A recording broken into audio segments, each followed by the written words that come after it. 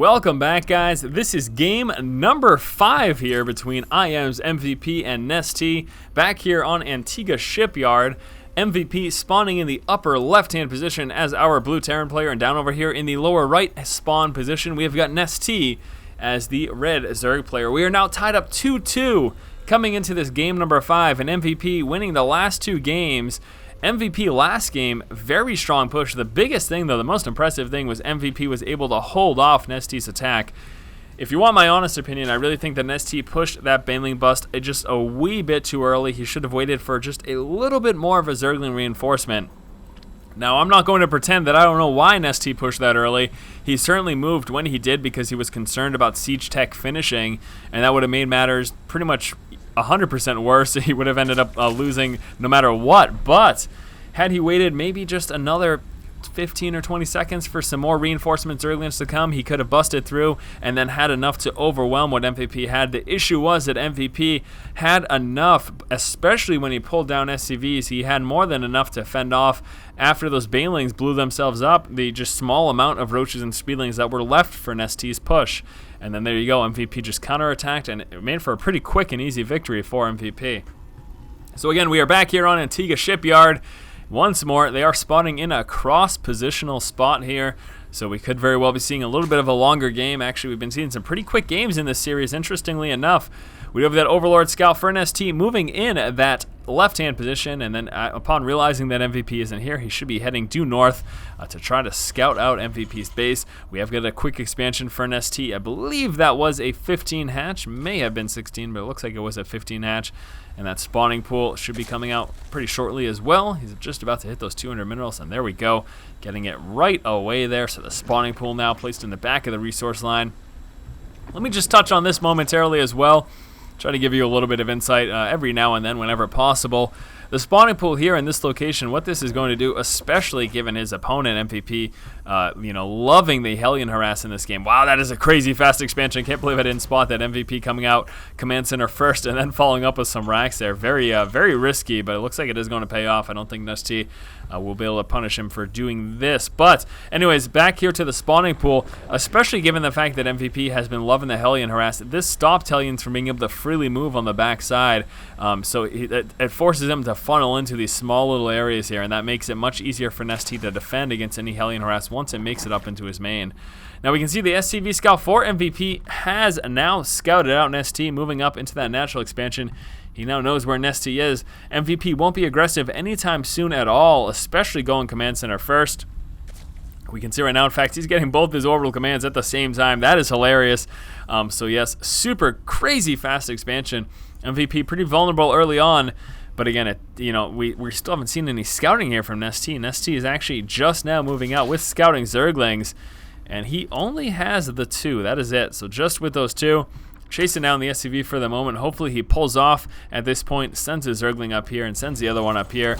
But I don't know. I think MVP is actually going to be pretty all set here. Just relying on those Marines early game. I think he's going to have more than enough. He's got actually 2 more racks coming out, so we'll be sitting racks heavy in going command center first, and he's going to be moving down with those Marines. And the greatest thing about this here is he's going to deny the scouting. So Nestea not able to get up in MVP's base, not able to scout out how early this expansion was. He really just doesn't have the insight that he needs at the moment. We can see the Overlord's now fanning out. We've got one Overlord over here. Doesn't want to risk pulling it along this side for fear of losing it, as we saw happen the last time we were on this map. And actually Nestea, again, attempting to scout out. Very wise of MVP as well. You can see he kept 2 Marines back. He didn't want to show Nestea how many Marines that he had.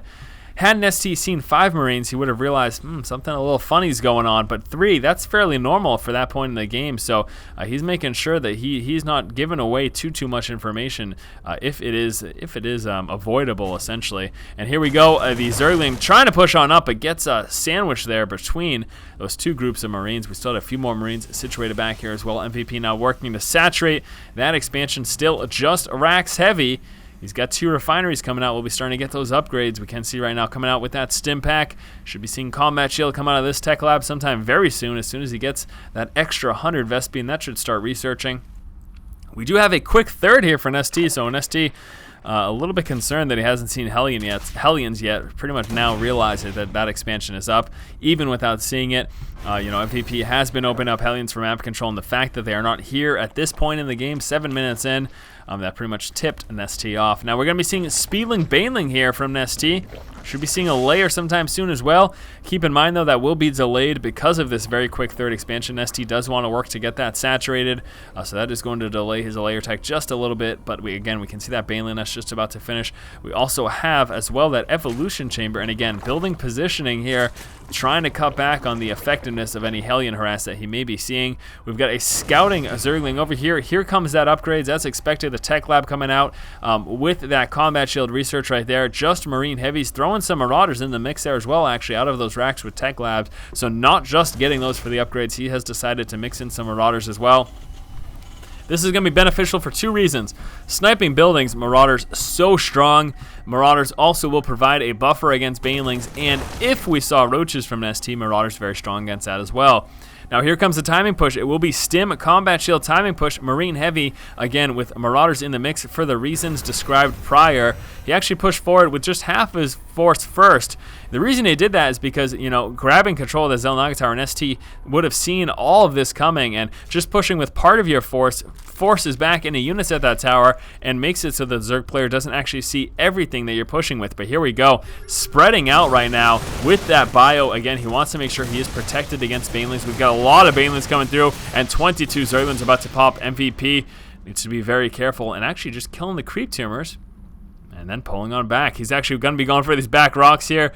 Does want to take these out and try to hit from this angle, and I don't think that this is something that ST sees. No, he does not. He can see this right now, though. Look at that. He can see the health getting diminished there on that. He will be moving out with a scouting Zergling. Oh boy, I don't know if he's checking this or not. I'm not sure what's going on, but as we can see, MVP just about to bust through that, and he's getting ready to push up onto that third expansion. Is he going to save it for a later date? Looks like he may very well be doing that very thing, deciding not to push on up into that third yet. Now we've got a lot of Speedlings and Banelings coming. MVP needs to be careful about getting caught in the middle here. Still hasn't used his stim. Very smart. He doesn't want to stim up too early. We do have Starport coming out. We've got some tank research coming out as well. You can see siege tanks and that siege tech coming on through. MVP, ooh my gosh. So he just moved forward and basically set himself up for a future engagement, killing off creep tumors, denying that future creep spread from Nestea. We can see Nestea has dropped a brand new creep tumor, but also breaking down those rocks gives him another avenue into Nestea's expansion. Still have a few Marines and Marauders there at the center of the map. Again, we are seeing that transition into tank play. Also, another expansion is being built right now here for MVP, so MVP is getting ready to move right on into the third expansion, which will be located right over here. We've got a lot of Speedlings and Banelings. Also, that Spire almost finished here for NST. We can see that layer tech is in. Spire just now popping. Here come the Mutas. We have got the level 1 upgrades coming out. Mutas should be coming out sometime soon. Maybe waiting until he gets just enough gas to pump out 5 or 6 or 7 at once. But here they come. Yes, it is going to be 5. He may end up going to 6 and 7 as well. But just wants to get a little bit. Now, this is not a massive amount of mutas by any means. But early on, at this point in the game, he'll be able to harass a little bit. And that's all he really wants to do. Here comes a Marine drop filled with that medevac there. Got a full 8 Marines. We'll be moving down probably to drop on this third expansion. Now, this Overlord positioning over here will allow him to see that drop. Also, the drone over here looks to be getting a 4th expansion. That's actually could be a terrible timing here as we see this medevac move on over. We got a lot of Speedlings over here. Managing to sandwich a little bit of that bio. Very nice.